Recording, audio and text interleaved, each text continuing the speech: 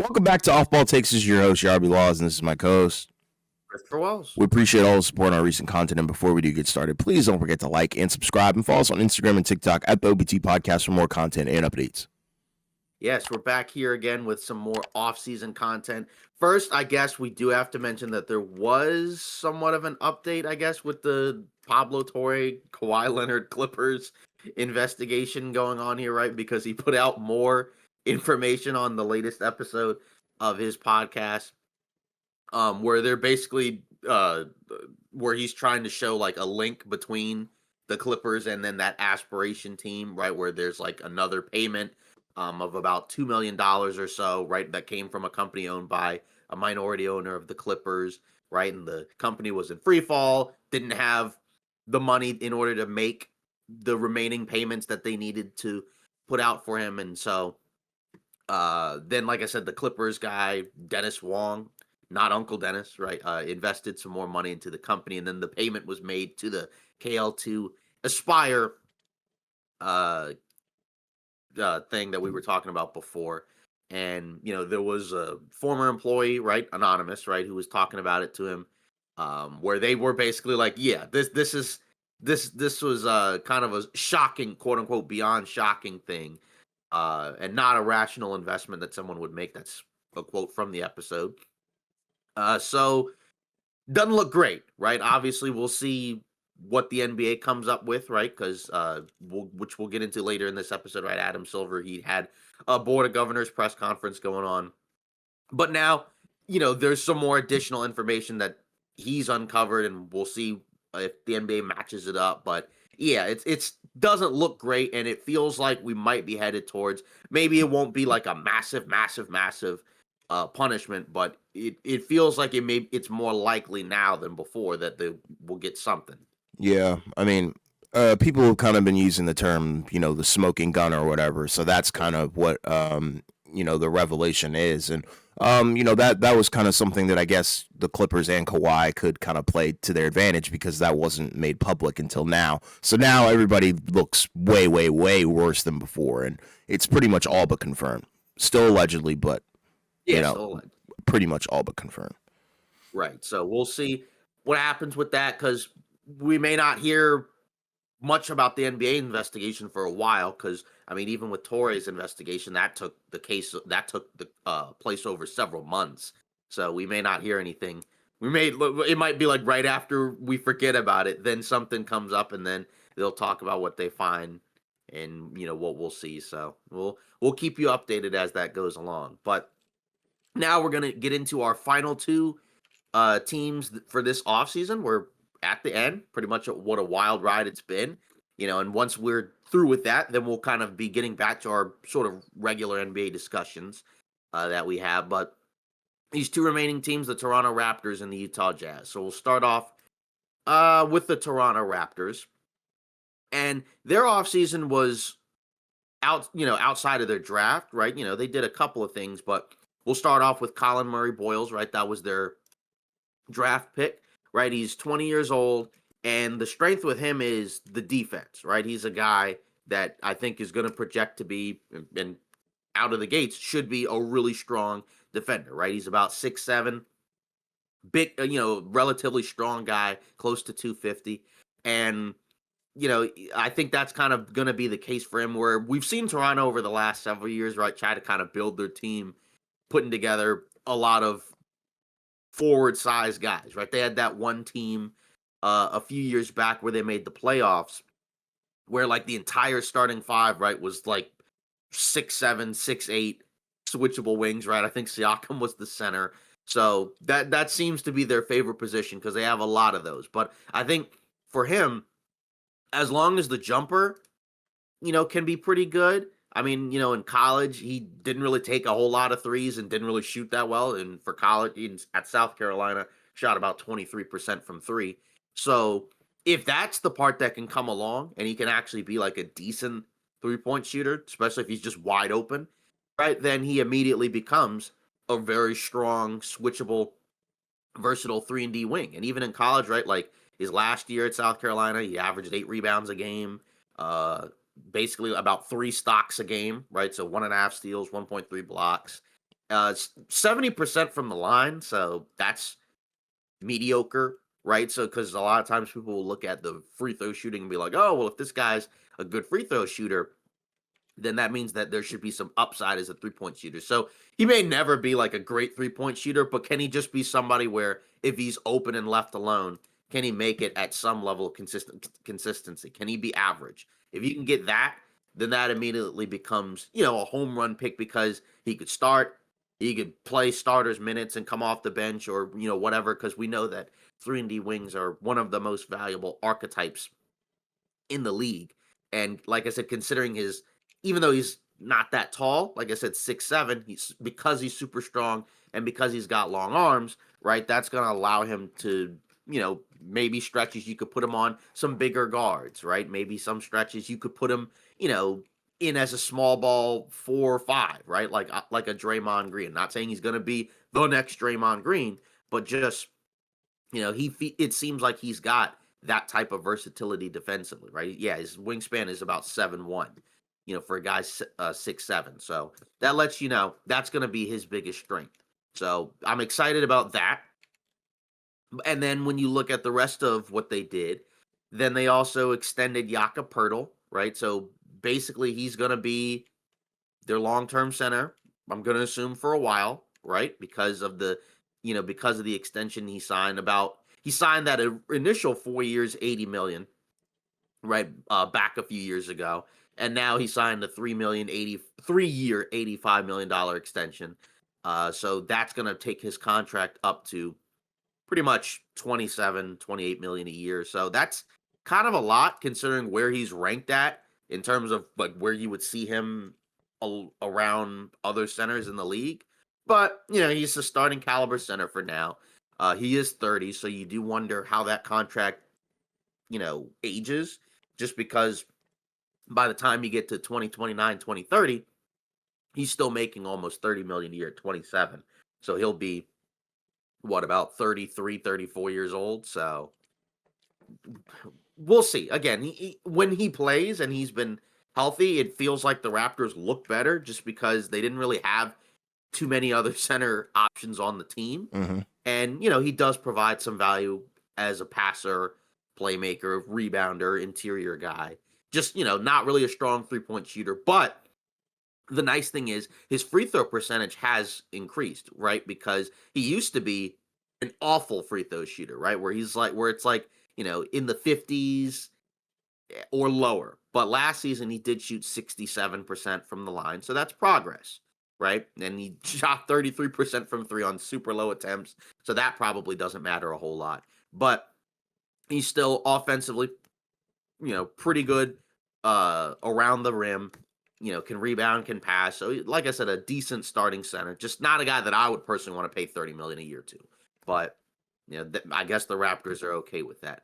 Then after that, they did sign a backup center, right? Sandro Mamukelashvili, right, who came from the Spurs, right, who's a stretch 5, right, who's been playing in this Eurobasket tournament, right, and he's been playing pretty well.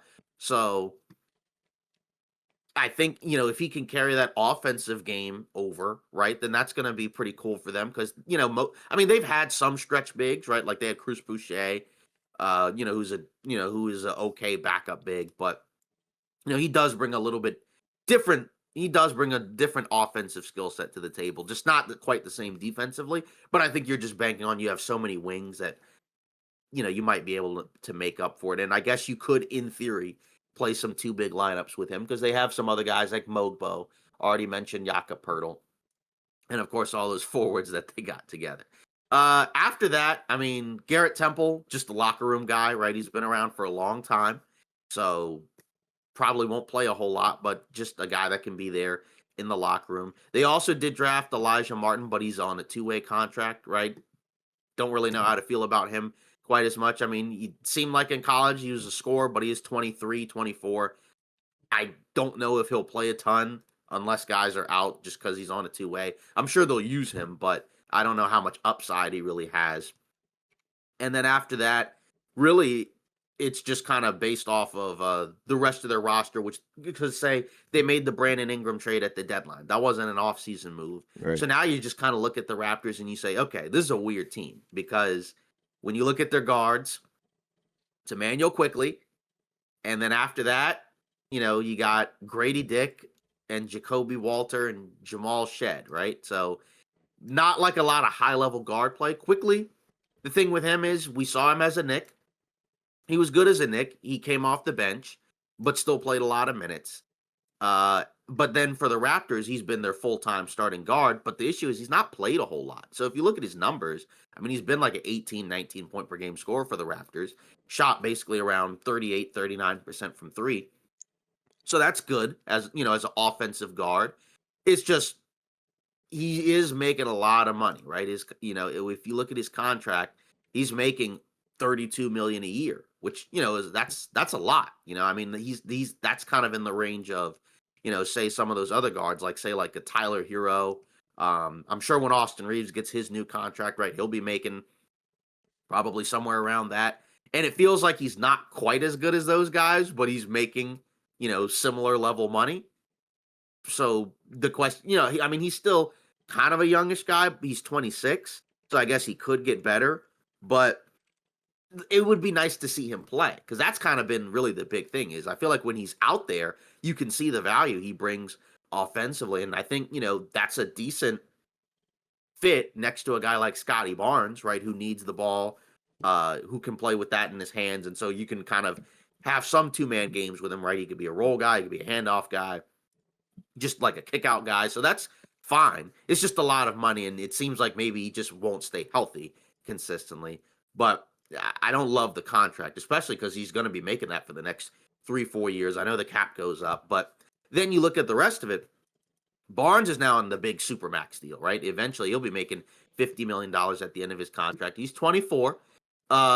We saw what it looked like when he was a rookie on a good team, right? I mean, as a rookie, I think he was on that Raptors team, right? That was that all wing team, and he looked really good, right? I mean, he won Rookie of the Year, so he did a really good job as a rookie. His numbers have gone up. It's just the main thing is the team's been so much worse, so he's been asked to do a lot more with a lot less. And, his 3-point shot has gone down each year. He shot 27% from three last year. So that needs to get back up. If that can get back up, then he's fine. Don't really have any real issues with him. Can he be the best player on a great team?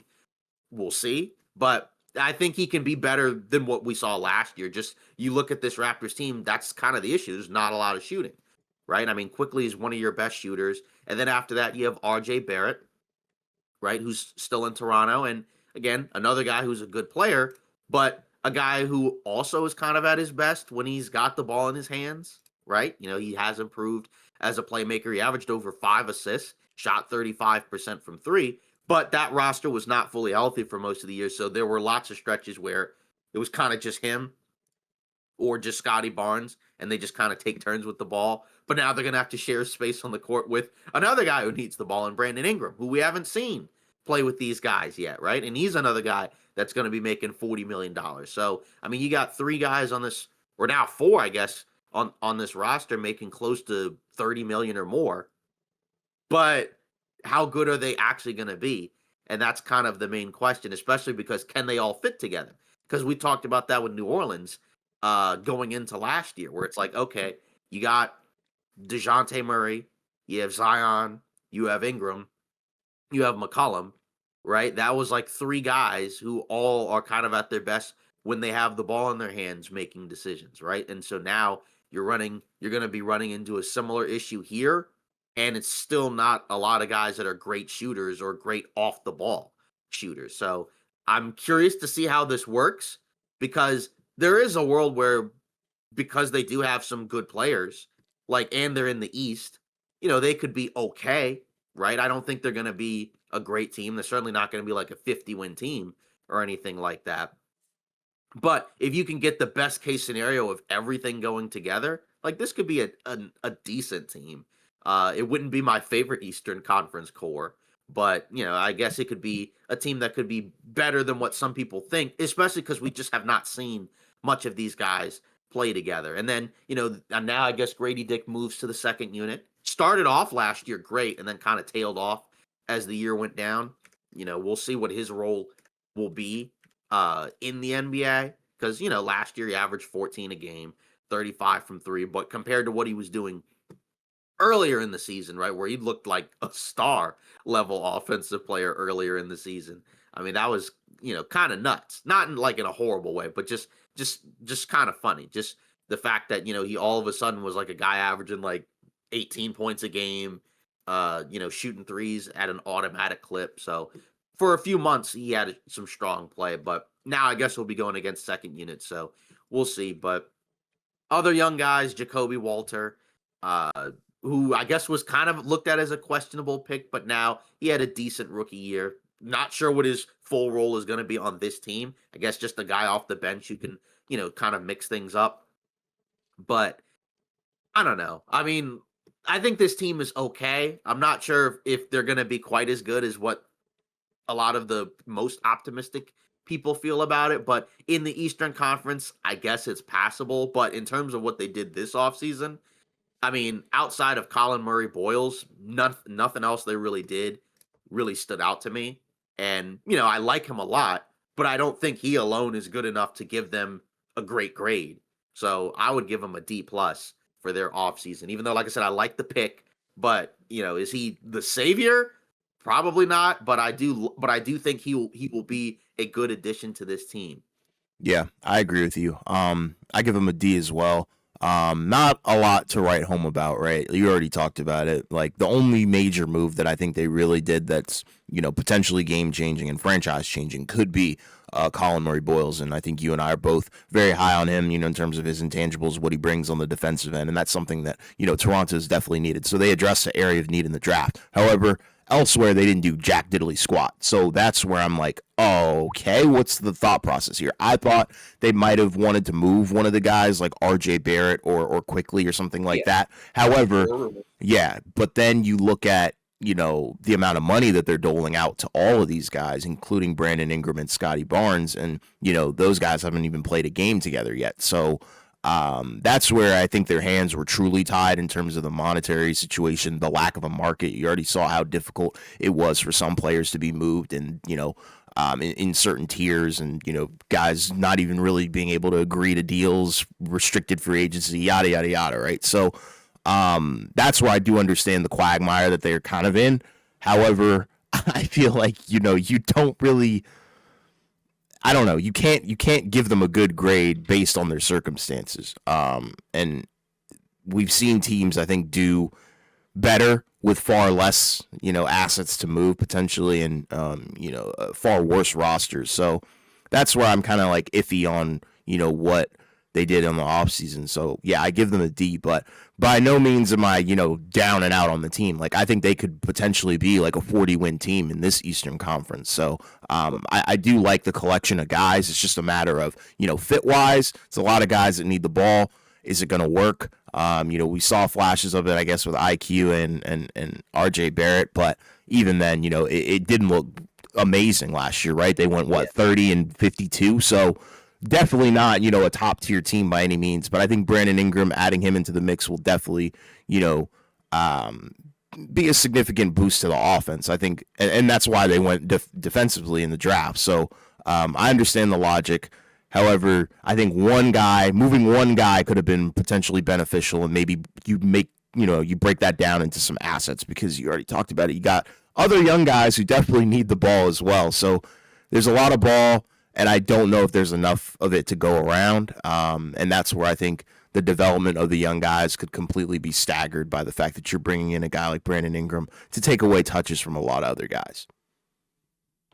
Yeah, that's kind of the question is that, can these guys figure out a way to actually work together, and find a way to play off of one another and win more games. And we just don't have like a crazy sample size of what it looks like, when all those guys have played together. And I mean, the tricky part is actually really it's the Ingram piece is the other big part, because like he hasn't played at all, right? He was traded for last season and they didn't give up much, right? It was like Bruce Brown, um, and I think Kelly Olynyk, right? And then maybe like some other late draft compensation or whatever, but really nothing, right? Because we were kind of waiting for the Pelicans to trade Ingram for most of that season, and he eventually got moved. Is just going into the season, I wasn't thinking he was going to the Raptors. Right. I really didn't know where he was going to go, but Toronto wasn't really a team that I thought about. But it's funny because looking back, right,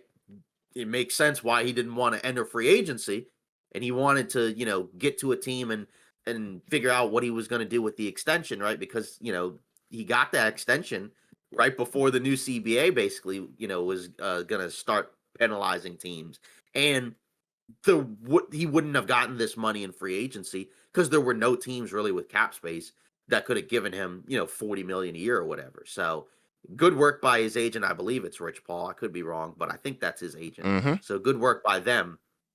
And that's where I'm kind of curious to see where he fits in, right? Because we have, in fairness, seen him when he's got the ball and he's got opportunities to be like one of your main scorers. When he was in New Orleans and then you had that series against Phoenix, right? He played very well against the Suns, right? That was kind of one of the surprises, I guess, of that season, right? Was where the Pelicans made this push late in the year after Zion got hurt. And then, they get into the playoffs and Ingram's averaging like 27, 6, and 6. And he's shooting, 40% from three on 4.5 attempts a game. And last year for the Pelicans, he shot over 6 threes a game and shot 37%. Now, again, a lot of it's self-created, but I think there's at least a hope that, okay, this guy could potentially still shoot well from three on higher volume because he's normally not been a crazy high volume 3-point guy. I mean, his first couple years in New Orleans, he did shoot 6 threes a game, shot 38%, I think in year 2 for New Orleans.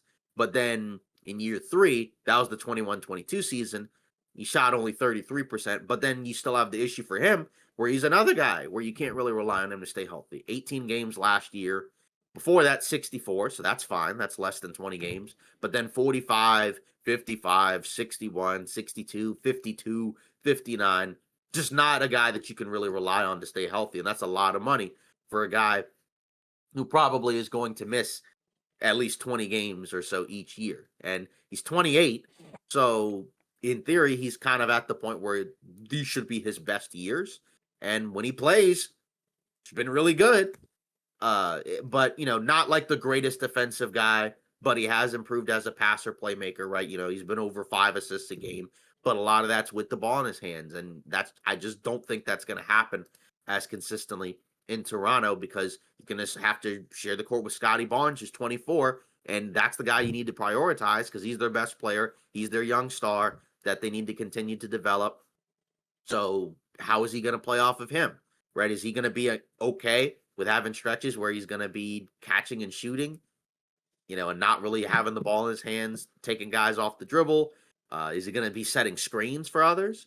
Could he act as, like a secondary swing pass type of guy? Because he is a good passer for his position. And I mean, again, you got guys like Barron and Ingram who've averaged over 5 assists a game. So you have a lot of guys who are solid passers. You don't have one true point guard, but you do have a lot of guys who are capable of making passes with the ball in their hand. So that's where you could make the case that it could work.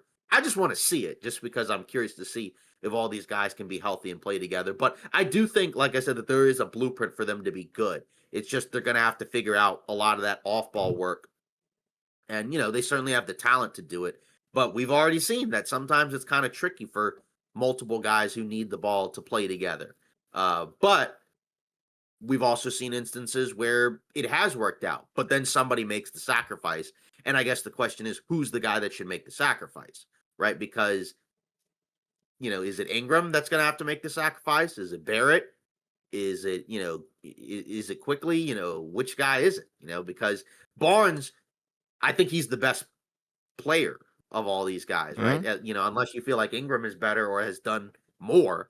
But I would say anyways that they're going to prioritize Scotty Barnes regardless. So I would think it would have to be one of either Ingram or Barrett that makes the sacrifice. And I mean, I guess, they may not have much of a choice to do it, but what does that look like? Is it additional things to what I said? Do we actually believe it's going to happen? What do you think? Yeah, I have no clue. I mean, that's where I don't think they're going to be the best team, but I don't think they're going to be horrible. And I think ultimately, I would look at RJ to make the sacrifice. I think Ingram's game is good because he can get to the mid range. It is kind of black hole-ish, but it works, right? We've seen it work, definitely in New Orleans at times. So I think they can replicate that. But I think RJ is probably going to have to be the guy who learns to do a little bit more either with or without the ball. In terms of making the extra pass, just the small little things, the intangibles and stuff like that. So, and I'd assume he'd probably be more willing to learn than a guy like Brandon Ingram as well. Like in terms of play style and fit, I think you would probably want that out of your two guard more than your three. I don't know. Maybe I'm just wrong. Yeah, and then for this type of team, Quickly's also kind of an X factor because for this type of team, if you're going to put together a team like this with a bunch of guys who can get assists, who play with the ball in their hands, then Quickly's like a good fit for this type of offensive game plan, right? Mm-hmm. Just because he doesn't have to have the ball a whole lot. He can play, no pun intended, quickly off of screens and handoffs. So I think I think like if you're trying to put together a roster where it's like, could we find a way to make this work? Like this is probably how you could try to do it. Is it the best case scenario version? Probably not. But if he can be healthy and good, then I think that this could potentially work out okay. Yeah. Like nobody's saying that this is going to be the big three Brooklyn Nets, where people are like, how is this going to work? How are all three guys play with the ball in their hands? And that worked out off, pretty well, when they were healthy. So I don't think it's going to be that. But their over under is 37.5. So can they hit that mark with this group of guys if they're healthy? If they're healthy, they should. If they're healthy, they should be able to get to somewhere around 40 wins. But that's, I don't know if I can anticipate that they're all going to be healthy. But could I go for the slight over? Is that a safe pick? Is that something that you feel good about? I mean, Don't feel great about yeah. it, but I will go over for this, and I think that they will be better than last year. Last year they won 30 games with all those injury concerns. So I think if they're healthy with the addition of Ingram, okay, if somebody's out, you got Ingram. If he's out, you got Barnes or Barrett or whomever. So they should be good enough, I think, to be able to get somewhere around 40 wins. Yeah, this is a potential play-in team for me. Yeah. Like I said, I don't think they're going to be horrible, especially in this East. So yeah, I'm going slight over as well. Probably like and that's what I said immediately, right when I first started talking. Like it's a 40-win team potentially. Yeah, it's like in the Eastern Conference, like it's an average team, but in the Eastern Conference, average is probably good enough to get into the play-in. Like, Yep. 41 wins, that'll be good enough to be able to get somewhere between 7 and 10. It's definitely not a top 5 team in the Eastern Conference.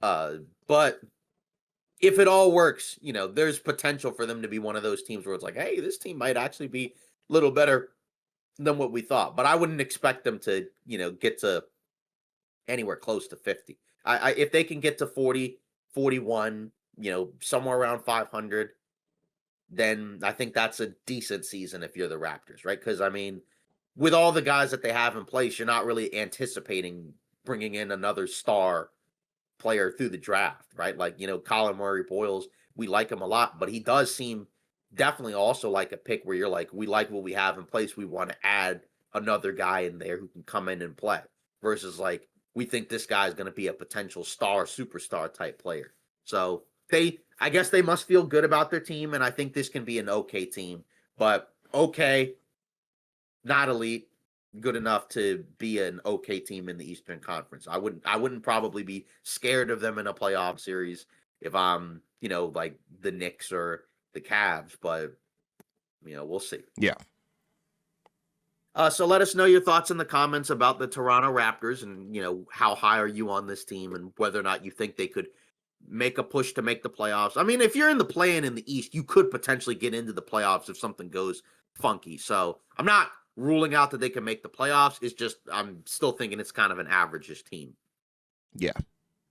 So now we're moving on to the Utah Jazz, and they had a relatively active offseason, right? Which included both trades both draft picks and trades. Now, probably the highlight of their offseason would be drafting Ace Bailey, right? Who's been very polarizing pick.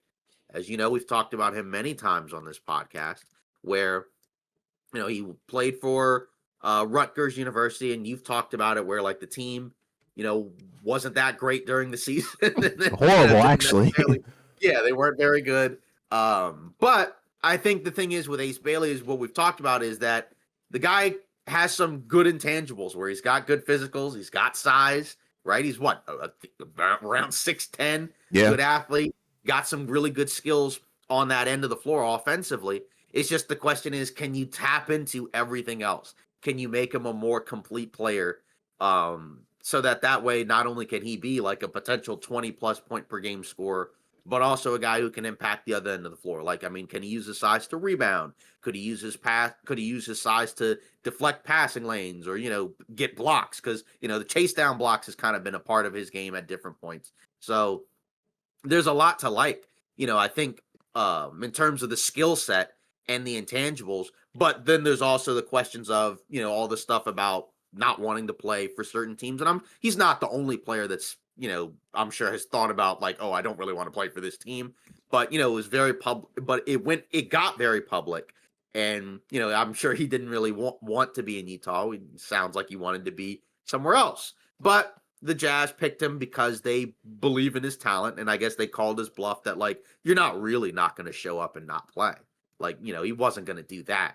Neither of us thought that. So, assuming he plays, and he does what we think he should do. I mean, in college, he put up 18 and 7 a game, and shot, 35% from three. So can that carry over? Can that be a little bit better?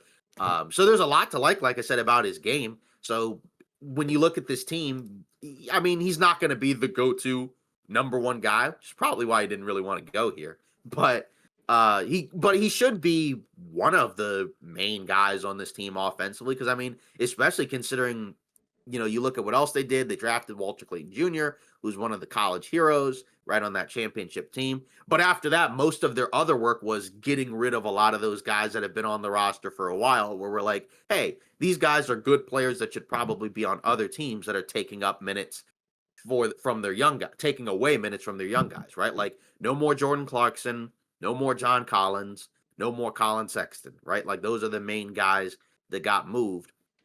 So that opens up a ton of minutes, right, in the front court and in the back court, right? Now, I mean, they switched out Sexton for Yusuf Nurkic, where they gave up 2 seconds to get off of Sexton to get Nurkic, which is kind of intriguing. And then John Collins, basically a salary dump, right? Like, they got back Kevin Love and Kyle Anderson, and Kevin Love, they're probably going to buy out, right? That's what people have been talking about. We'll see what happens there. But I think this could be a good scenario, like a good case scenario for him, where you are going to have a lot of opportunities, right, to kind of do what you need to do to be able to showcase your game. Will Hardy is a good coach, right? And he seems like, a guy who does want accountability. I mean, they've been garbage, but they've also been trying to be garbage, right? And they've had multiple stretches where a lot of guys don't play, right? Like Markkanen's been out, because they're trying to lose games. Other guys have been in and out because of whatever random injuries. But they do have a lot of players where, we would want to see more, because what the heck, in the case of Cody Williams, what the heck was that last year? I'm not really sure, that I was ready to, see what his rookie year was going to be, where, if you remember the old meme discussion about Darius Garland, where it was like, yeah, this guy's like the worst player in the league, right? Like, he was in contention for that. Cody Williams was last year, right? His counting stats don't look great. Advanced stats, not much better. Nope. So, about in 20 minutes a game, just under 5 points, 2 rebounds, 32% from the field and 26% from three, 39% effective field goal percentage, 3.7 PER. So not a strong season, not a strong rookie campaign for him. But we saw him in Summer League. He looked better, right? He looked more comfortable on the offensive end of the floor. Either, whether or not it's, catching and shooting or driving to the basket. So he looked like offensively he improved his game. We'll see if that transfers and translates to the actual NBA, because we've always said take summer league with a grain of salt. Ace Bailey we didn't get to see because he got hurt in the Utah summer league, right, where he played a couple of games, and then we never saw him again, and he didn't play in the Vegas summer league. So that kind of stunk that we didn't get to see him, because that was a guy we really wanted to see. But looking at the other surrounding young players on this roster, already mentioned Walter Clayton Jr., right? That should just be, kind of like a backup guard off the bench, right? That could probably give you some offensive production, some energy. And then Taylor Hendricks, right? He's going into year 3, but unfortunately, his year 2 was cut short, right? Because he had that gruesome leg injury where, we didn't really get to see much of him. And he only played in 3 games last year.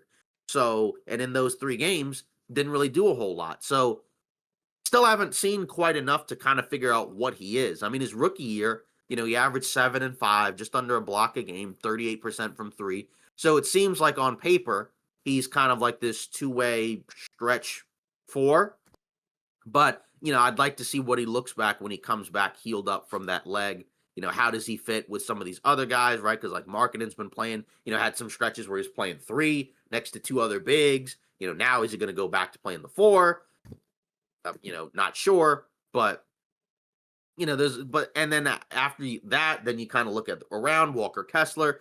I think he's probably kind of rehabilitated his stock, right? Because I think year 2, we were like, okay, the numbers offensively seem kind of down across the board. What's going on? It's still tricky because you don't have any elite high level guards, but I think but clearly a lot of teams wanted him, right? So a lot of teams clearly see the value in him as, a shot blocking, defensive rebounding big, who's got great touch around the basket. And then, you look at the rest of their guards, right? They got the backcourt of Collier and Keontae George, right? George, there are certain aspects of his game that are good, right? But it would be nice to see if he could kind of continue to improve as a finisher around the basket, because it does feel like, we talked about it last year, there are times where it seems like he kind of struggles. He's not a big guy. I mean, he's 6'4", right? But he's not like an overly strong player. So it feels like a lot of his drives might be just kind of trying to move around the defense, right? And sometimes that can be a little bit tricky.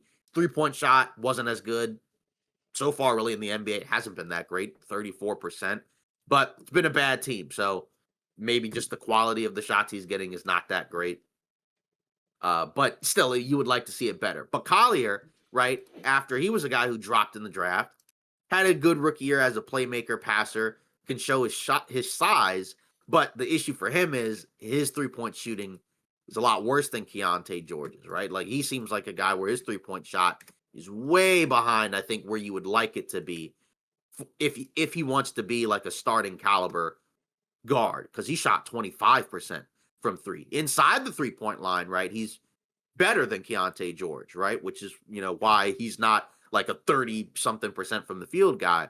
And that makes sense. Even though he's a little bit shorter, he's a lot sturdier than Keontae George. So not really concerned about him from a finishing standpoint. And I like his passing playmaking, but that 3-point shot's got to get better. He cannot be a guy that's shooting below 30% from 3 as a guard, especially if he's going to have the ball in his hands. And I mean, even from the free throw line, he's shooting 68%. So he may just not ever be like a good outside shooter, which would be kind of unfortunate. But considering he's the 29th pick in the draft, it's not like it's the worst thing in the world if he doesn't pan out as like a starting caliber point guard, because there are certain aspects of his game to like, but you'd like for that to improve. And then Filipowski, right? We saw him in the summer league. He looked like a monster, right? I mean, most of the teams that we saw really didn't have much of an answer for him. Super skilled on the offensive end, moves well, plays with the ball. So there's a lot to like about his game. Just curious to see how all these guys fit together, because now you have this thing where you got a lot of young players that are all going to need, minutes if they want to play and develop. And you have Markkanen behind all of this, right? Where he's kind of turned himself into a franchise guy. Last year, his numbers were down across the board. How much of that was just because they're a tanking team, the role's weird, the minutes and distribution is weird, just a lot of weird stuff, right? Because we saw, his first year in Utah, he was great, right? He won most improved. He was an all-star. He averaged 26 a game, 9 rebounds, 40 from 3, 50 from the field almost. So super efficient on the offensive end with a team that wasn't great. Could play with or without the ball, and looked like a guy you could build around. But then, like I said, last year, he signed that extension, and year one of that contract didn't really look all that great, right? The rebounding was down, the scoring was down, the efficiency was down. So I'm going to assume it's a down year and that we're going to see a better version of him. We've seen him in the Eurobasket. He's looked great. He's looked dominant, right? With that Finland team that doesn't have like a ton of great talent, but he's been really good. So, I think he'll have a bounce back year. And if he does, right, then that's going to help him and potentially Utah, right? Because, maybe they trade him at some point, or maybe they just build around him and you'd like for him to be better, right? Is he ultimately a guy who's the best player on a really good team? Probably not. But, I think you're hoping that one of these other guys, maybe by the time they develop, could get to that point, right? And you would think Ace Bailey probably has the highest ceiling of all these guys. But there's going to be a lot of work in progress with a lot of these guys. So, I liked what they did with Ace Bailey because that was kind of a gamble pick, right? And I think it'll pan out for them. I think he'll be good because I like his game.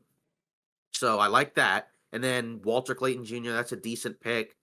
And then after that, moving away those other guys, right, to kind of bring in more of their young players, right, to give them minutes. I like that too. I don't love the fact that they really didn't get much of a return for any of these guys because these are guys we've been talking about for years where it's like Utah clearly overvalued them. And then by the time that they finally moved on from them, they got really nothing back for any of these guys. So that kind of brings the grade down somewhat, right? Just because I think you'd like to get a little bit more from them. But, the main question for them was who they were going to draft, right? Because if they drafted, somebody else that maybe you don't feel quite as high about, they would have gotten a much worse offseason grade, in my opinion. So just Ace Bailey being the number 2 pick, and I think he's got a lot of potential. That kind of alone kind of puts them into like a B offseason grade for me, just because I like the pick. And maybe that sounds kind of silly because of what we just talked about with Toronto, but they're in a different stage than Toronto. They're like in full on rebuild. And I think this is a good pick to kind of help with the rebuild. So that alone kind of bumps it up for me. But like I said, the other stuff, not being able to get much for the other guys, bumps it down because I would have probably given it an even better grade if they had gotten maybe something back for any of those guys. Yeah, I'm gonna give them an A. I'm actually very, very, very high on their offseason. I think it's,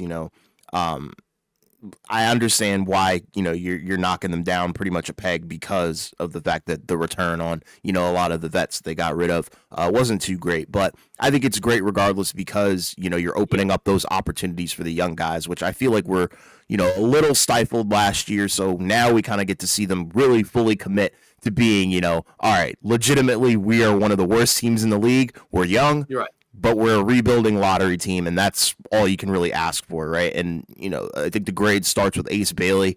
They got him at the 5th pick. So, yeah, getting a top 3 talent at number 5 is very similar to, I think, how I felt about Washington and their offseason. So I'm going to grade it on a similar scale to that. That's a huge blessing, I think, to be able to land, top 3 talent outside of the top 3 in the draft. So shout out to Utah for being able to acquire Ace Bailey. There's questions about his game, but I think those questions will be answered probably within year 1 or year 2. And I think he's going to have a good career, I think. Stuff kind of started coming out with the measurables and stuff where people were like, yeah, he's not really 6'10", he's like 6'8", 6'9". So I am curious, does he play the 2? Does he play the 3? I don't know. But also sticking on the draft, Walter Clayton Jr., that's also an awesome pick as well. And I feel like that might be your Keontae George and Collier insurance pick, right? If those guys don't really pan out to be, efficient guys, then I think, Walter Clayton Jr. could at best be, the backup replacement for one of those guys because we already know what he looked like in the tournament. And he actually looked pretty decent in the summer league as well.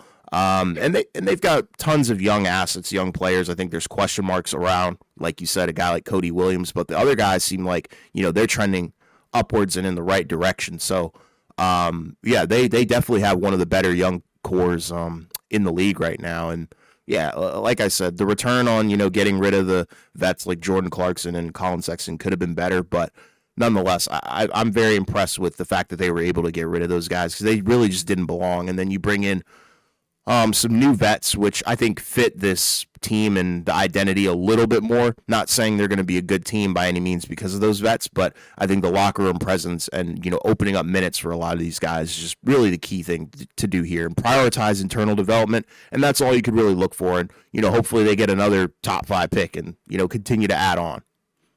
Yeah, exactly. Like you no longer have to justify like, all right, John Collins is a good player, so we have to start him, right? Like you brought back Kyle Anderson and Kevin Love, and those are bench guys. And like I said, Kevin Love may be bought out, so he may not even be here long term. But you don't have to be like, all right, we have to start Kyle Anderson.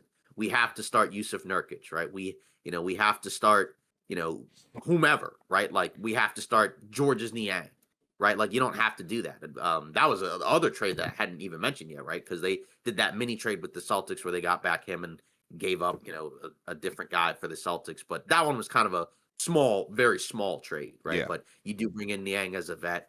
Maybe he gets traded at the deadline. Who sees? Or we'll see. But either way, that's kind of like what you said, where I think for where we're basically at, is like we like the draft of Ace Bailey. That pick is what elevates their offseason grade for us. And we like Walter Clayton Jr.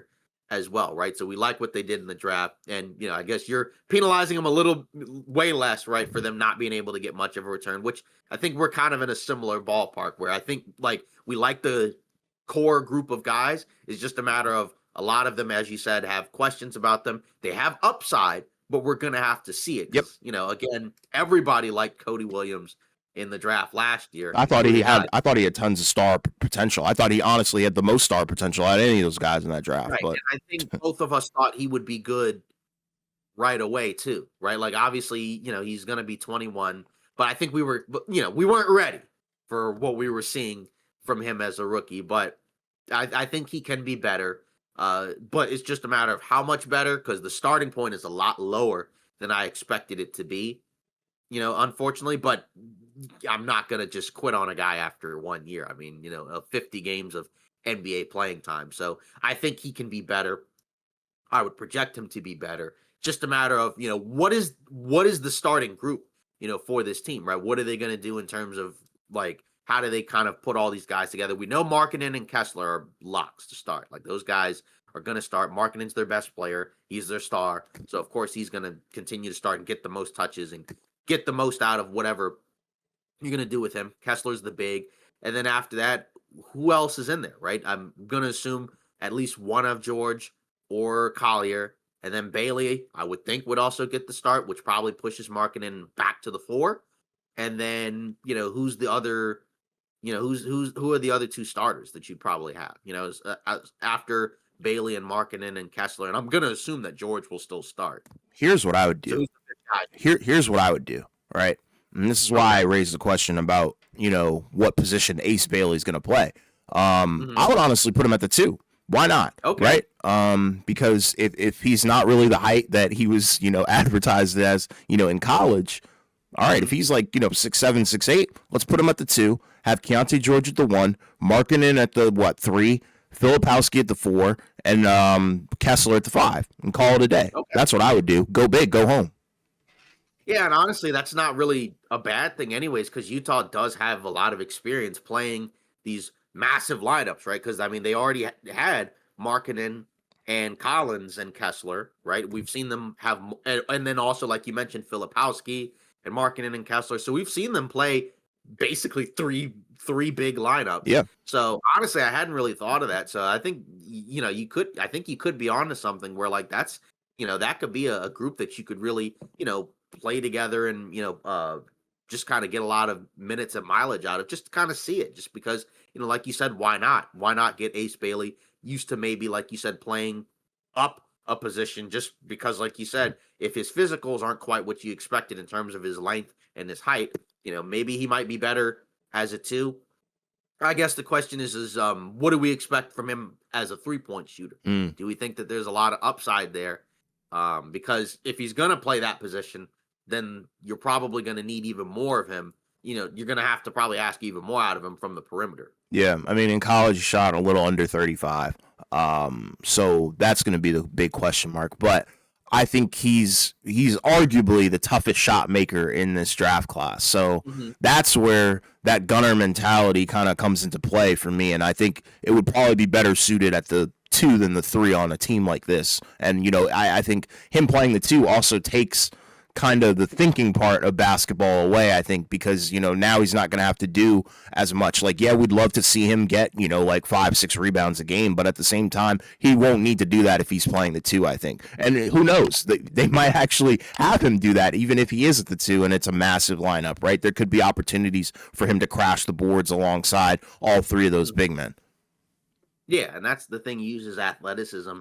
And at the 2, he's still going to be a lot, even with those physicals, he's still going to be a lot bigger than Right. most of the other guys at the Right. 2 spot, right? So you're going to have to commit to putting some resources on him. And then if you put a big guy on him, then that means you're probably going to not have as many big guys on like Markkanen or Kessler. So that could be like a pretty tricky lineup to play against. I don't expect the Jazz to really be that good. Where are you on Taylor Hendricks, right? Oh, boy. Because we only really saw one season from him, and I think if I remember correctly, that was a guy that I thought I was high on the draft. I think I had him mocked pretty high from what I remember. I'm not going to try to hide from that, but he's only played in 43 games in 2 seasons, and I think his rookie season he looked fine in the games he played, right, where you saw flashes, but we saw nothing last year because he got hurt. But even then, he was drafted 9th overall, and it does feel maybe a little bit underwhelming,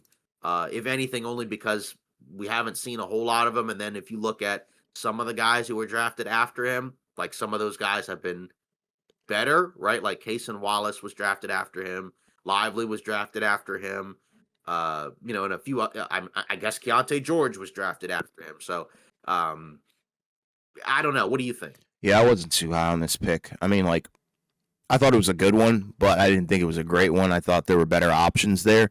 Nonetheless, I think he can be a good player. I just think his growth might have been stunted due to the injuries, and now you've brought in a bunch of other guys that do play his position. So that's kind of the aspect there, and there's potential for him to find his way back into the rotation, but his career is far from over. Right, and that's the thing is that like when we looked back at that draft, just like you said, like was this like the best scenario he could have gone to just because of all the at the time, right, like the changes that Utah was going through and just the makeup of the overall team. But yeah, like looking back, maybe they should have taken somebody else, but we'll see what he looks like when he comes back from his injury. But and that's kind of the part that's tough, where it's like if you take a guy in the top 10, you kind of would like him to be good, within the first 3 years, and he could be good this year, but where is he gonna fit, like in terms of this team? Because now you have a couple of forwards where like you're gonna prioritize Ace Bailey over Hendricks, you're gonna prioritize Markkanen over Hendricks, so he's gonna have to come off the bench and probably not play quite as much. Then you also have Filipowski that you have to deal with, who right now would also be better than Hendricks. So that one may kind of come back to bite them, where it's like, okay, that may not have been the best pick there. We'll see, but yeah, I mean, his rookie year looked all right, but maybe like you said, the injury might have stunted his growth. But it feels like he's going to be a little bit lower in the pecking order than he was as a rookie. Yeah. So yeah, so either way, we liked a lot of what they did this summer, right, in terms of getting rid of the vets and bringing in some more young guys. I mean, of course, there's other young guys, I guess, to talk about on this team. Bryce Sensabaugh as well, right? Who's, I guess, another scorer off the bench. We'll see what he looks like in year 3. I mean, yeah, I guess it'd be year 3 for him. I think that was a guy where I think both of us, had him mocked.